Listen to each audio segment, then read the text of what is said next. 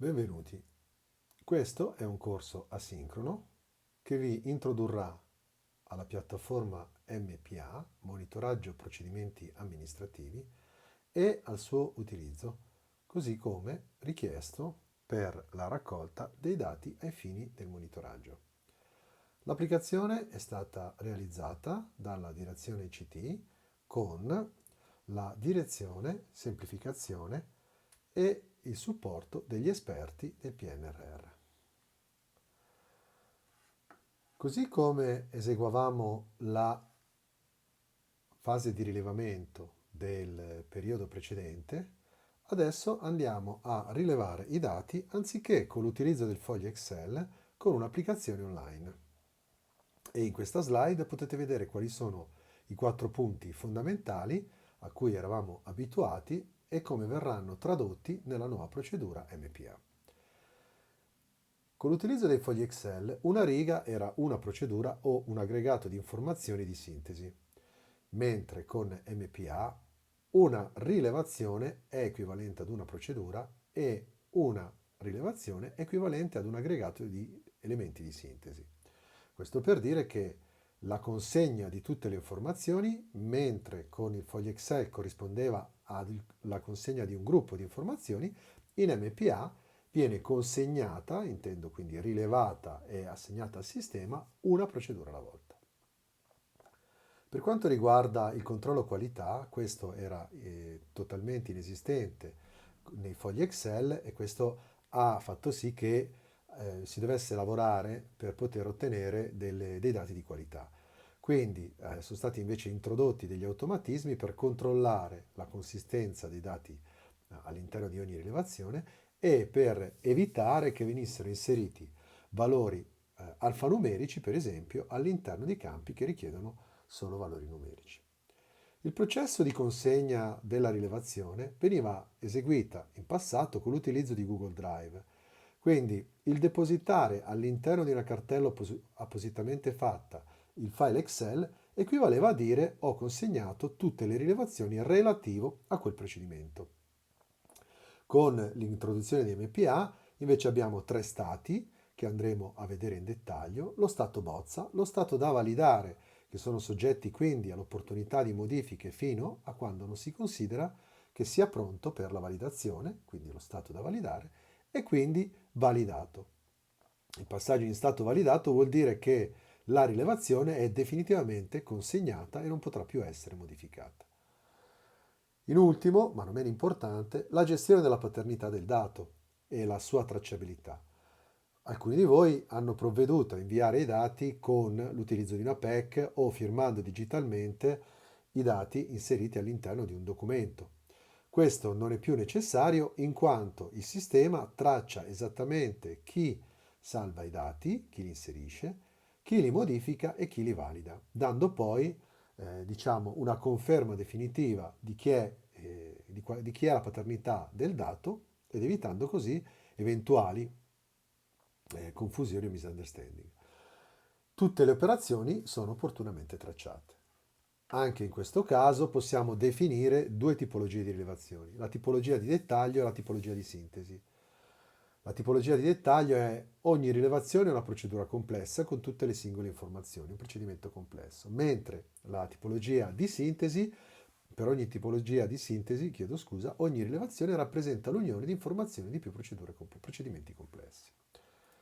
Quindi andiamo a dettagliare come procederemo con il flusso di lavoro. In azzurro vedete tutti quelli che sono i possibili stati assegnati ad un inserzionista. Andremo a definire che cos'è un inserzionista più tardi, ma come dice la parola stessa, è colui che va ad inserire i dati e quindi le rilevazioni dei procedimenti, che porterà, una volta che ne ha creato una nuova rilevazione, se lo può portare in stato bozza al fine di tenerlo per successive modifiche e lo può portare da stato bozza a stato da validare considerando la rilevazione conclusa. È necessario quindi che la rilevazione sia consegnata alla segreteria tecnica utilizzando il passaggio in stato validato. Il processo di validazione è assegnato al validatore. Questo flusso di lavoro garantisce, come ho detto in precedenza, la tracciabilità. Sono quindi due i ruoli importanti da conoscere e li andiamo a vedere subito. L'inserzionista e il validatore. Il ruolo dell'inserzionista è il ruolo di colui che ha ricevuto mandato da un ente o una direzione di inserire dati di una relativa rilevazione o di una rilevazione di sintesi. Ha il compito di inserire questi dati e di passarli poi successivamente al validatore che permetta, che esegua la validazione. Il ruolo di inserzionista è assegnato pro persona, viene assegnato, come vedremo in seguito, dall'ente, quindi l'ente ha la facoltà di assegnare il ruolo di inserzionista a chi vuole. I ruoli di inserzionisti possono essere assegnati, più ruoli di inserzionista possono essere assegnati alla stessa persona. Quindi se 5 comuni vogliono assegnare il ruolo di inserzionista ad una medesima persona, per esempio un esperto PNRR, lo possono tranquillamente fare. Analogo concetto per quanto riguarda il validatore, se ci si aspetta che una persona validi e controlli la bontà dei dati inseriti e agisca per conto di più enti potranno assegnare questo ruolo, come vedremo nelle slide successive, alla stessa persona. Quindi il ruolo di validatore è colui che, confermata la bontà e la logica del dato inserito, prosegua dicendo ok, lo validiamo e lo consegna definitivamente come rilevazione alla segreteria tecnica. Questi due profili sono due profili che devono essere assegnati, come ho detto, dall'ente o dalla direzione e seguono una logica di registrazione al sistema. La Regione Veneto dispone di un sistema centralizzato di controllo degli accessi. Tenete presente che la Regione gestisce all'incirca 330 applicativi e quindi ha bisogno di andare a identificare un solo sistema di controllo degli accessi ed è importante, che è un vantaggio per l'utente, capire che se si ha un accesso già per un'altra applicazione regionale non è necessario eseguire e creare una nuova utenza, ma semplicemente farsi riconoscere da MPA. Se non si ha invece alcun accesso regionale, c'è il processo in modo trasparente di autoregistrazione. Tenete presente che questo è molto vantaggioso per gli utenti perché tutti gli utenti di più sistemi regionali hanno bisogno solo di un utente e di una password e non di più utenti e password. Quindi ogni ente o direzione riceverà un'email PEC con i collegamenti per far registrare la persona incaricata al ruolo di inserzionista o al ruolo di validatore. Il primo collegamento viene utilizzato per la registrazione come inserzionista per l'ente o direzione destinataria della PEC. Il secondo collegamento dovrà essere utilizzato per registrarsi come validatore per l'ente o la direzione destinataria della PEC. Quindi questa associazione di chi ha il ruolo viene attuata andando ad effettuare la registrazione al sistema cliccando sui link ricevuti alla PEC. Si raccomanda, la PEC è una comunicazione sicura, quindi viene dato una chiave di associazione tra l'ente destinatario della PEC e il ruolo dell'inserzionista alla persona che clicca sul collegamento. Quindi un qualunque comune che vuole assegnare il sottoscritto al ruolo di inserzionista mi inoltra la PEC e io cliccando su quel link faccio sì che il mio utente regionale sia associato al comune che mi ha mandato la PEC in MPA.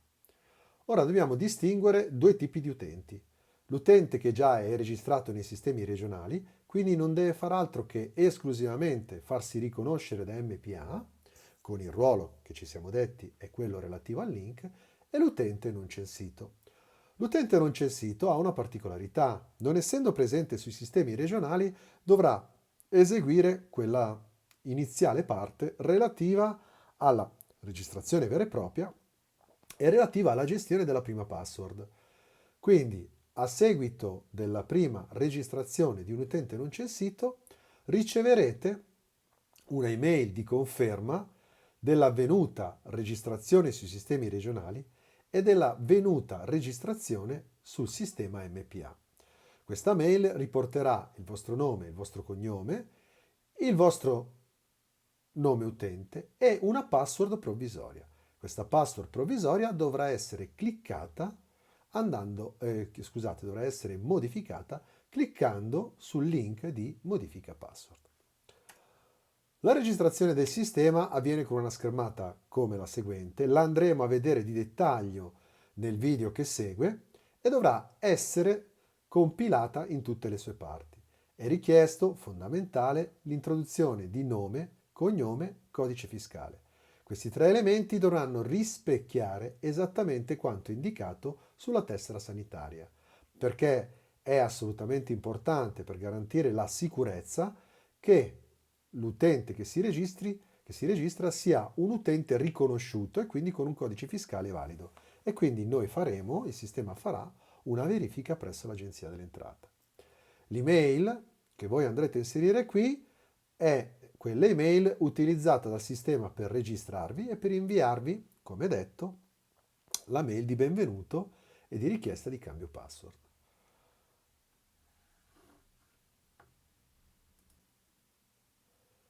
Ora andiamo a vedere la registrazione cliccando sul link dell'email pack che ricevete, vi verrete portati in quella che è la prima pagina di registrazione. Qui digiterete, abbiamo opportunamente oscurato per motivi di riservatezza le informazioni, digiterete il nome, il cognome, il codice fiscale e l'indirizzo email e quindi cliccando su registrare andrete immediatamente su una schermata di conferma dell'avvenuta e corretta registrazione.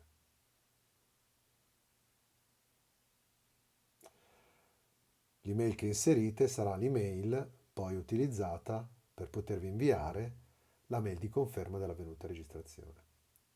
Ecco, automaticamente troverete che la registrazione è stata completata. Ora andiamo a visualizzare in modo molto veloce la struttura dell'applicazione in modo da entrare poi nei relativi dettagli a seguire.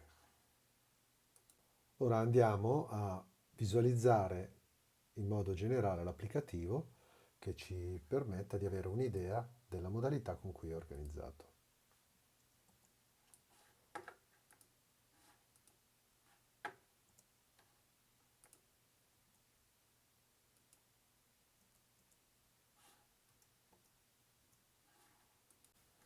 Ora andiamo a introdurre in modo del tutto generale l'applicativo.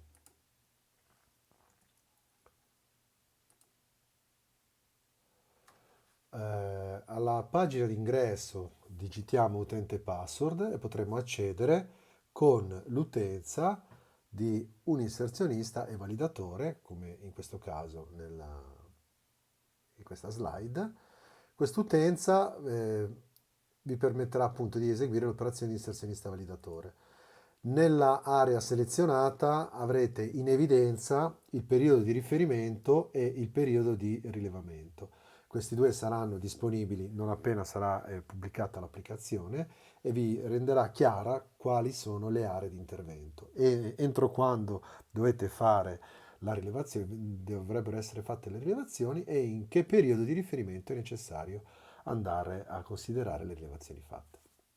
In alto a destra trovate il menu utente che vi permette di andare a visualizzare quali sono gli enti su cui potete operare, gli enti o le direzioni. In questo caso è la direzione ICT e agenda digitale.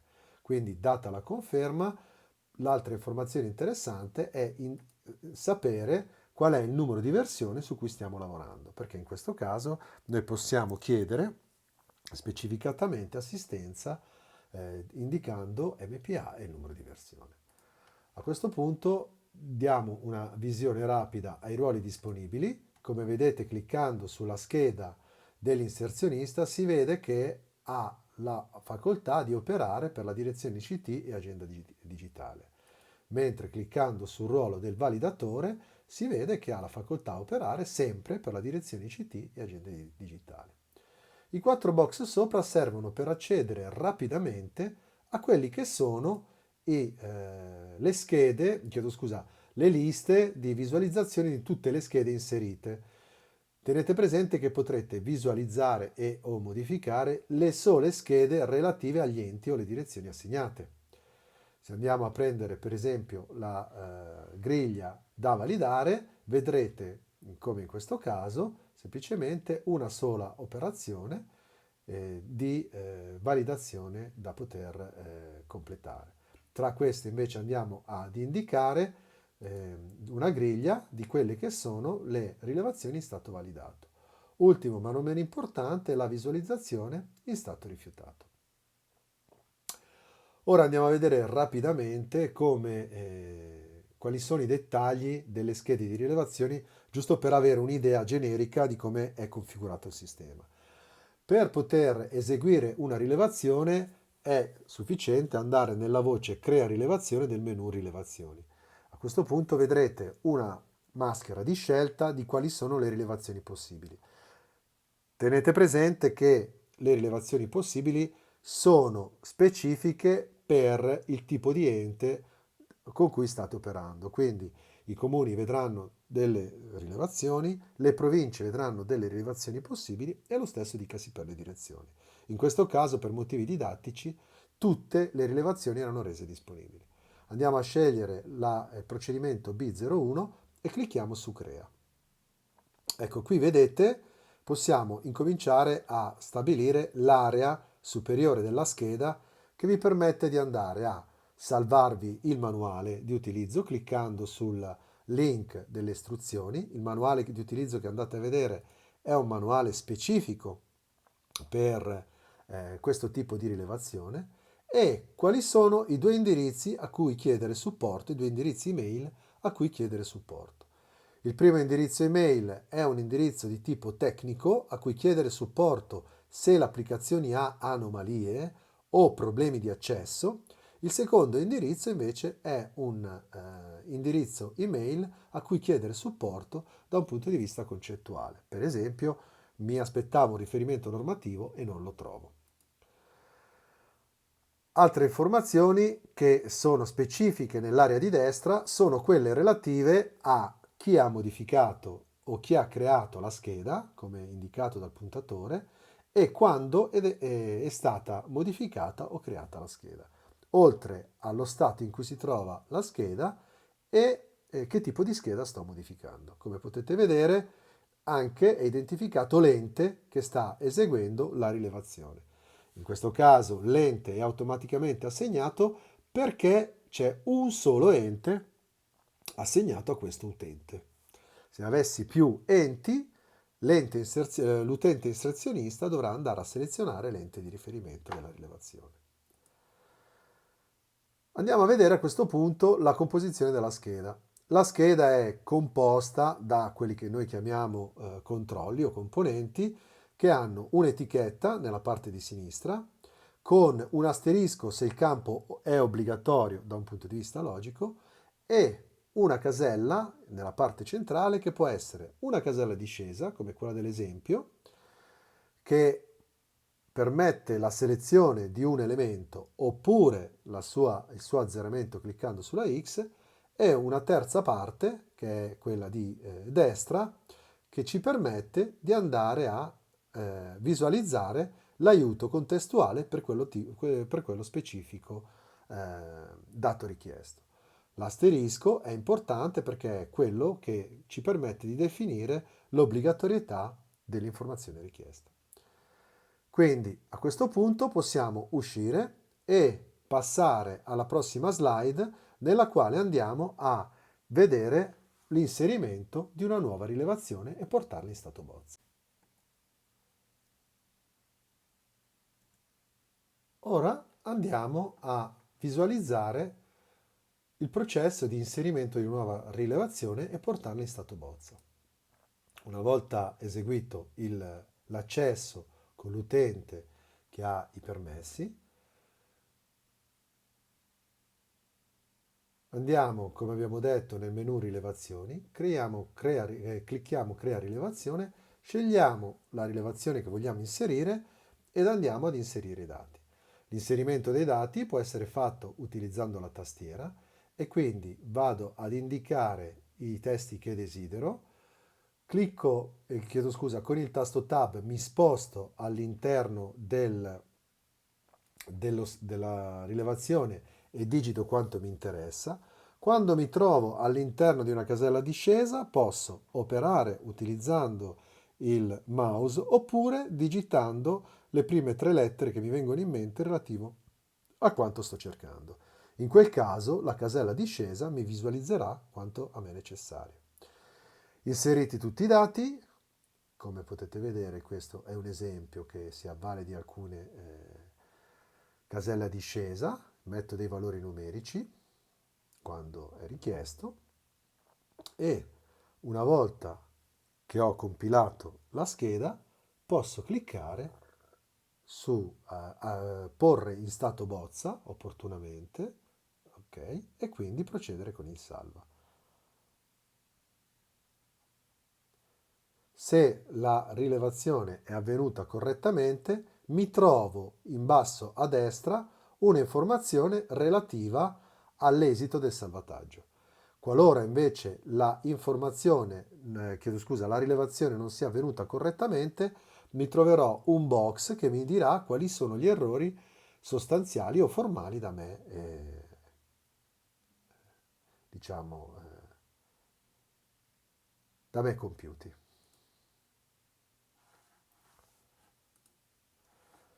Ora andiamo a vedere qual è il processo per modificare una rilevazione esistente dallo stato bozza. Quindi l'operazione sarà quella di andare a collegarsi, faccio vedere sempre il processo di login, andare a ricercare la rilevazione che mi interessa, quindi procedo con cliccare su elenco delle rilevazioni, ok?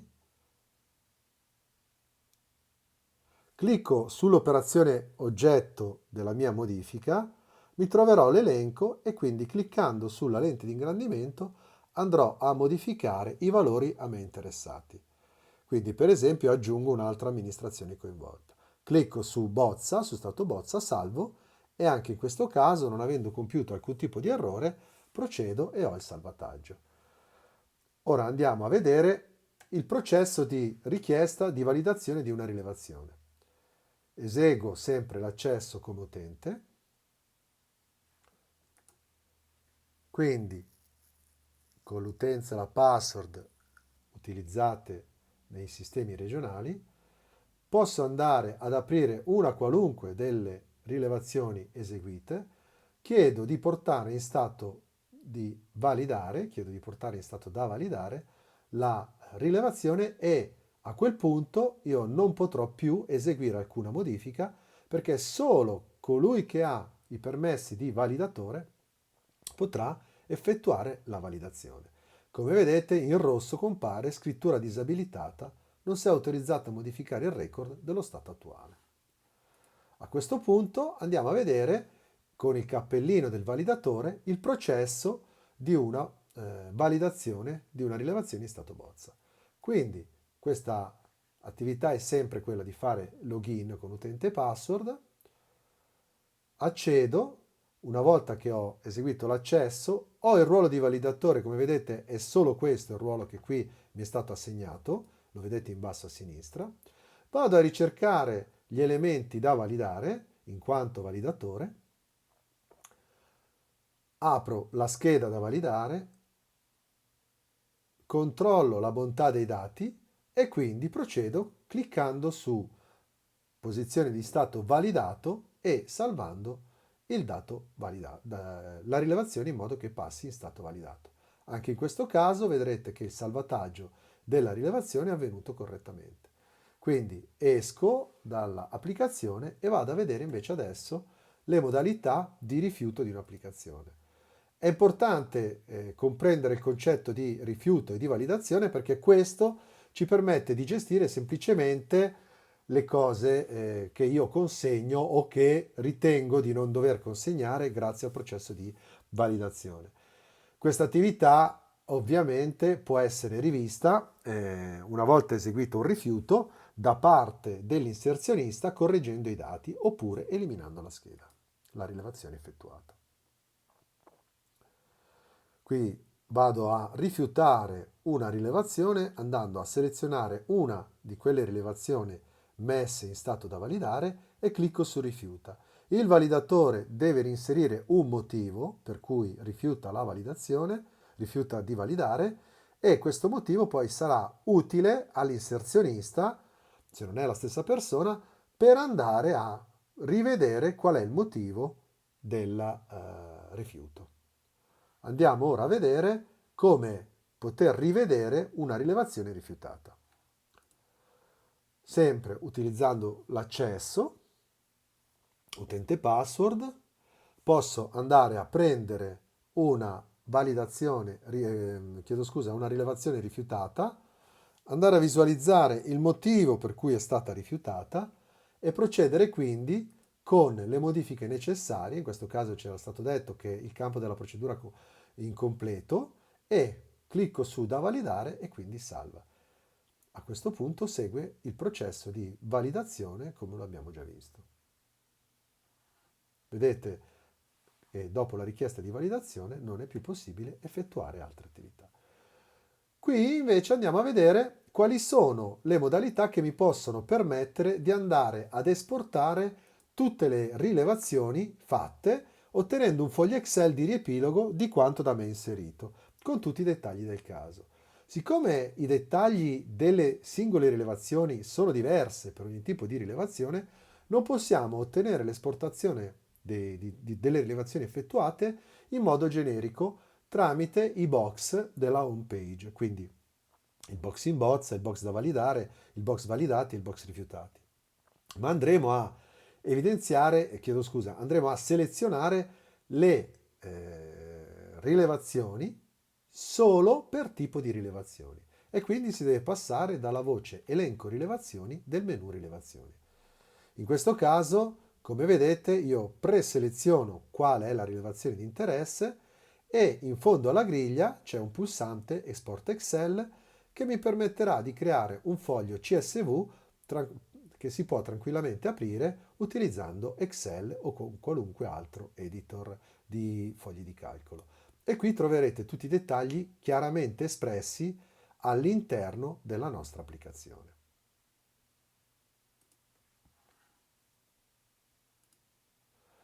Adesso andiamo a vedere la modalità di utilizzo di un filtro avanzato. Cosa intendo con filtro avanzato? Mentre i 4 box della home page vi permettono di accedere in modo generico a tutte le rilevazioni facenti capo a quell'ente o direzione, il filtro avanzato vi permette anche di ricercare in dettaglio per una caratteristica della rilevazione, ad esempio un codice procedura. Questo però, siccome è specifico per le rilevazioni, può essere fatto solo per rilevazione. L'esempio che andiamo a vedere è l'esempio con il procedimento VAA01 verifica assoggettabilità via. Qui potete vedere che nel filtro generale, cioè nella parte superiore, le informazioni sono condivise da tutte le rilevazioni e quindi abbiamo la data di creazione, la data di aggiornamento, chi ha creato o ha modificato e lo stato della rilevazione. Nella parte bassa invece, a seconda di come è stata configurata la scheda di rilevazione, troverete quei campi utilizzabili in termini di dettaglio della rilevazione.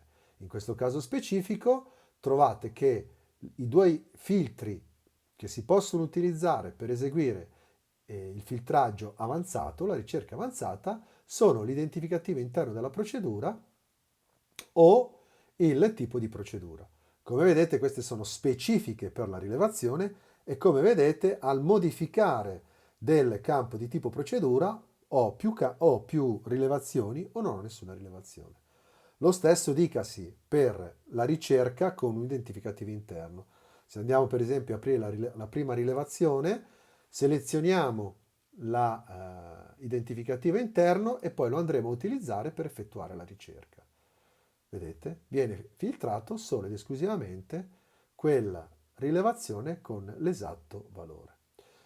Nella parte alta invece, come ho detto, abbiamo il filtro di tipo generale, quindi se io volessi vedere tutte le VAA 01 nello stato bozza, è sufficiente che io clicco nella casella discesa tipo di stato e seleziono bozza.